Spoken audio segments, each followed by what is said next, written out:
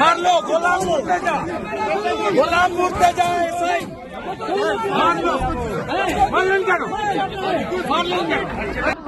হাওড়ার বেলগাছিয়ায় পানীয় জল সংকট পরিদর্শনে গিয়ে পুলিশের সঙ্গে ধস্তাধস্তির অভিযোগ তোলেন বিরোধী দলনেতা শুভেন্দু অধিকারী। তার দাবি, পুলিশ তাকে আটকানোর চেষ্টা করে এবং সেই সময় শারীরিক হেনস্থার শিকার হন তিনি। মারলো গোলাম মুড়তে যায় এসআই মারলো মারলেন কেন এর প্রতিবাদে রাজ্য জুড়ে বিক্ষোভের পথে নামে বিজেপি। মঙ্গলবার সকালে বাঁকুড়ার ওন্দার জাতীয় সড়ক অবরোধ করে বিক্ষোভ দেখান বিজেপি বিধায়ক অমরনাথ শাখা। তার নেতৃত্বে দলের কর্মীরা 60 নম্বর জাতীয় সড়কে বসে পড়েন এবং পুলিশ প্রশাসনের বিরুদ্ধে স্লোগান দিতে থাকেন। কিছুক্ষণের মধ্যেই অবরোধের কারণে ওই রুটে ব্যাপক যানজট তৈরি হয়।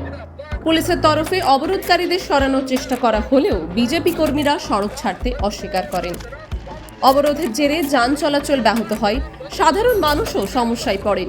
পরিস্থিতি সামাল দিতে ঘটনাস্থলে বিশাল পুলিশ বাহিনী মোতায়েন করা হয়। পুলিশের সঙ্গে আলোচনার পর ধীরে ধীরে অবরোধ প্রত্যাহার করা হয়। তবে বিজেপির দাবি, যতক্ষণ না পুলিশের ভূমিকার বিরুদ্ধে ব্যবস্থা নেওয়া হচ্ছে ততক্ষণ তাদের আন্দোলন চলবে।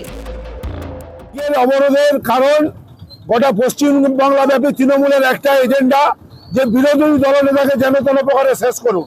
তাই উনি যেখানে সর্বত্রই যাচ্ছেন, কোনো ঘটনা ঘটলে সেইখানে হলে প্রশাসন নাই ক্যাডার লেলিয়ে দেওয়া হচ্ছে। আমরা কয়েকদিন আগে বারুইপুরে গেছিলাম, সেখানে যে দেখলাম আমাদেরকে মাইক বাঁধতে দেওয়া হলো না। এলাকাতে বড় বড় তৃণমূলের বড় বড় মিছিল, কয়েক হাজার পুলিশ। আবার গতকাল হাওড়ার এক জায়গাতে একটা ঘটনা ঘটেছে, সেখানে মানুষ ধসে অনেকেই আহত হয়েছেন। সেই আহতের দিকে সাহায্য করার জন্য উনি যখন গেছেন ওইখানে, তখন আর ক্যাডার পায়নি, পুলিশ প্রশাসনকে দিয়ে উনাকে হেনস্থা করানো হয়েছে। হাওড়া বেলগাছিয়া এলাকায় রাজনৈতিক নেতাদের আনাগোনা অব্যাহত। আজও পশ্চিমবঙ্গ প্রদেশ কংগ্রেসের সভাপতি শুভঙ্কর সরকার ঘটনাস্থলে গেলে তিনিও পুলিশি বাধার মুখে পড়েন। তিনি অবিলম্বে ওই অঞ্চলে হাওড়া ও বালি পৌরসভার নির্বাচন করানোর দাবি তোলেন। আমি বলছি, এখানে এলাম এই হাওড়া পৌরসভা আর বালি এই দুটো নির্বাচন করান।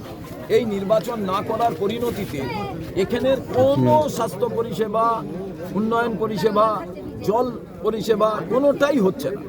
এবং এই ভাগাড়ের ঘটনাকে কেন্দ্র করে বহু মানুষ তারা ঘর ছেড়ে সালামি 20,000 টাকা দিয়ে ঘর দিতে হচ্ছে।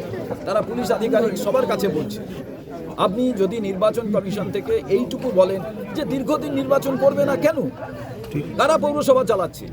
এই রকম একটা জঞ্জালের স্তূপ রাজ্য সরকারের হেডকোয়ার্টারের সামনে।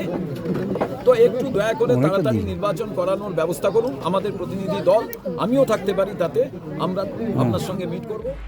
এছাড়া তিনি বেলঘরিয়া এক্সপ্রেসওয়ে এবং সায়েন্স সিটি মাঠপুকুর ধাপা অঞ্চলের ভয়াবহ পরিস্থিতির দিকেও দৃষ্টি আকর্ষণ করেন। তার মতে, যে কোনো দিন ওই এলাকাতেও বেলগাছিয়ার মতো ভয়াবহ পরিস্থিতি সৃষ্টি হতে পারে।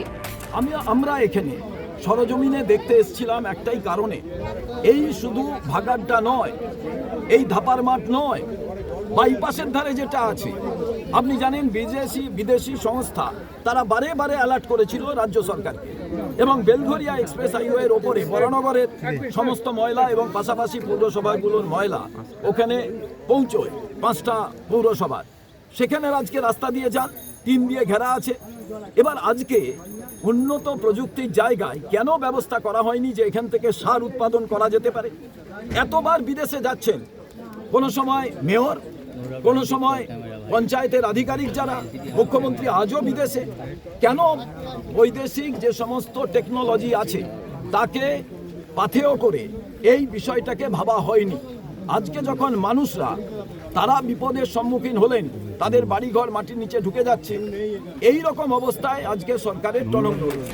তবে সাধারণ মানুষের দুর্ভোগের মীমাংসা এখনো হয়নি। টাইমস নাও খবর।